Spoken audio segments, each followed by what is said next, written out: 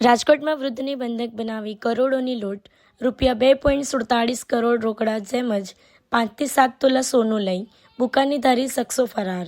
બુકાનીધારી શખ્સો દ્વારા વૃદ્ધને બંધક બનાવી લૂંટ ચલાવવામાં આવી હતી.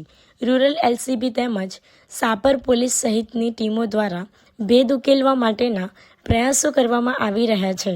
લૂંટનો ભોગ બનેલા જીતેન્દ્રસિંહના પુત્ર જયવીરસિંહ જાડેજા ઉર્ફે ટીનુભા જાડેજાને સાપર વેરાવળમાં પેટ્રોલ પંપ છે. જમીન વેચાણના રૂપિયા હોવાની પ્રાથમિક વિગત સામે આવી. મૂળ સાપર વેરાવળના ટીનુભા જાડેજા રાજકોટમાં રહે છે.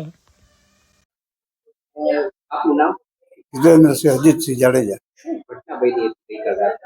દરવાજો તોડી અને 4-5 જણા અંદર ઘૂસ્યા. ધડાકો બોલ્યો, હું જાગ્યો અને મને એક જણાએ બૂકો મારીને પાડી દીધો. અને પછી મોઢે ડૂચો દીધો અને પછી એ લોકો અંદર લૂંટમાં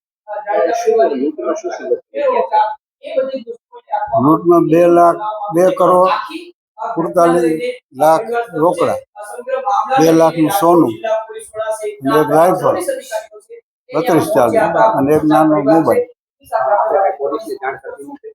પોલીસને તરત સનને જાણ કરી, સને પોલીસને